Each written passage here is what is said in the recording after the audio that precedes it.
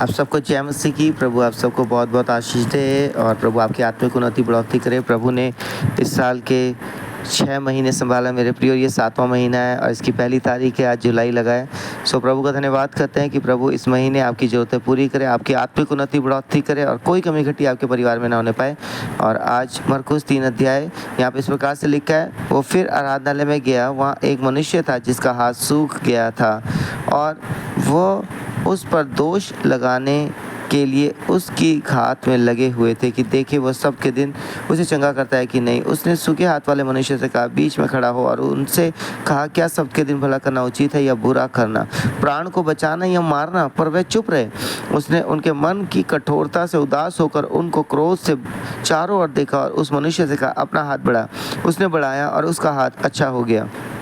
फरीसी बाहर जाकर तुरंत हेरोदियों के साथ उसके विरोध में सहमति करने लगे कि उसे किस प्रकार नष्ट करे।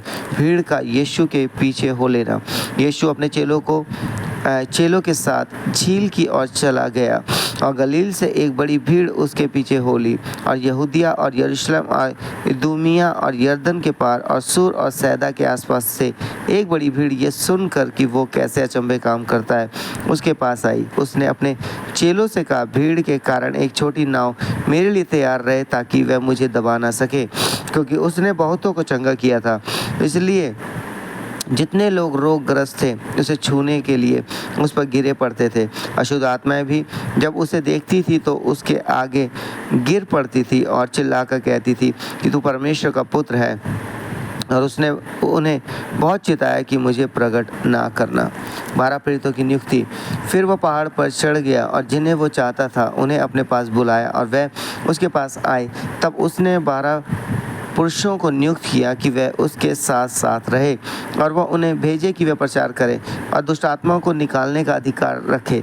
वे ये हैं, शमौन जिसका नाम उसने पतरस रखा, दूसरा जब्दी का पुत्र याकूब और याकूब का भाई यूहन्ना, चौथा जिनका नाम उसने बोअनर्गिस अर्थात गर्जन के पुत्र रखा, और अंद्रियास और फिलिपुस और बर्तुलमै और मत्ती और थोमा और हल्फई का पुत्र याकूब और तद्दे और शमौन करानी और यहूदा इस्करियोती जिसने उसे पकड़वा भी दिया, यीशु और बाल जबूल। तब वह घर में आया और ऐसी भीड़ इकट्ठी हो गई कि वह रोटी भी ना खा सके। जब उसके कुटुंबियों ने यह सुना तो वह उसे पकड़ने के लिए निकले, क्योंकि वह कहते थे कि उसका चिट ठिकाने नहीं है। शास्त्री भी जो यरूशलेम से आए थे यह कहते थे उसमें शैतान है और वह दुष्ट आत्माओं के सरदार की सहायता से दुष्ट आत्माओं को निकालता है। इसलिए वह उन्हें पास बुलाकर उनसे दृष्टांतों में कहने लगा, शैतान कैसे शैतान को निकाल सकता है? यदि किसी राज्य में फूट पड़े तो वह राज्य कैसे स्थिर रह सकता है? और यदि किसी घर में फूट पड़े तो वो फिर कैसे स्थिर रह सकेगा? इसलिए यदि शैतान अपना ही विरोधी होकर अपने में फूट डाले तो वो कैसे बना रह सकता है?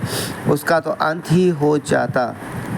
परंतु कोई मनुष्य किसी बलवंत के घर में घुसकर उसका माल नहीं लूट सकता जब तक कि वो पहले उसे बलवंत को बांध न ले, और तब उसके घर को लूट लेगा।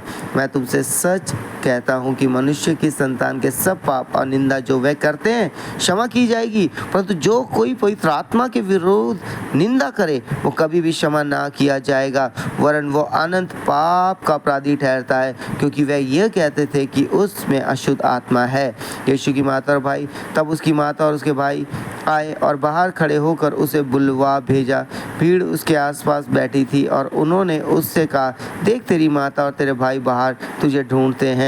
उसने उन्हें उत्तर दिया, मेरी माता और मेरे भाई कौन है?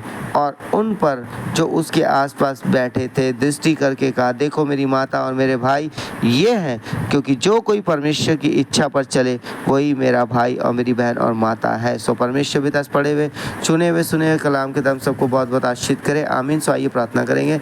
धन्यवाद धन्यवाद धन्यवाद धन्यवाद इब्राहिम इसाक और याकूब के पिता परमेश्वर मसीह यीशु नासरी हमारे स्वर्गीय पिता, आपकी जलाली चरणों के सम्मुख आते हैं। अब्बा पिता, शुक्रिया करते हैं प्रभु कि आपने हम सबको संभाला, स्वस्थ तंदुरुस्त का प्रभु, और आपने प्रभु इस साल के 6 महीने संभाला। यार ये प्रभु जी 7वां महीना शुरू हुआ जुलाई का, और आज पहली तारीख है प्रभु, ये महीना हर एक सुनने वाले के लिए, पढ़ने वाले के लिए आशीषित होने पाए प्रभु। अपने बेटे बेटियों को आशीषित कर, उनकी जरूरतें पूरी करा, कोई कमी घटी उनके घराने परिवार में ना हो प्रभु।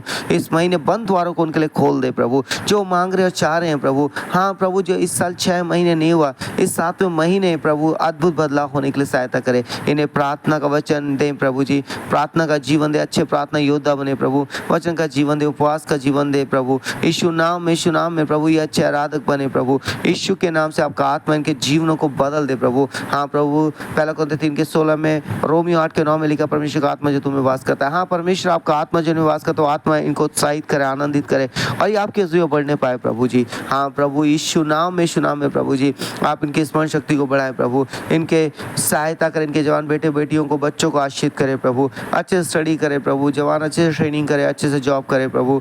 हाँ प्रभु, जवान जवानी के दिनों अपने स्थिति को स्मरण रखें, बुरी संगति गलत आदत से बचाए, आपका डर और उनके जीवन में बना रहे प्रभु।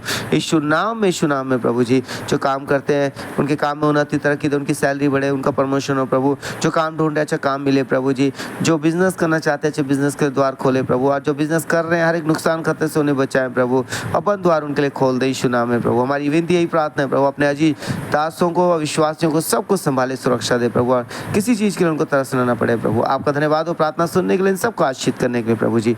ये प्रार्थना यीशु के नाम से मांगते हैं, आमीन आमीन। सबको जय मसीह की, प्रभु आपको बहुत बहुत आशीष दे।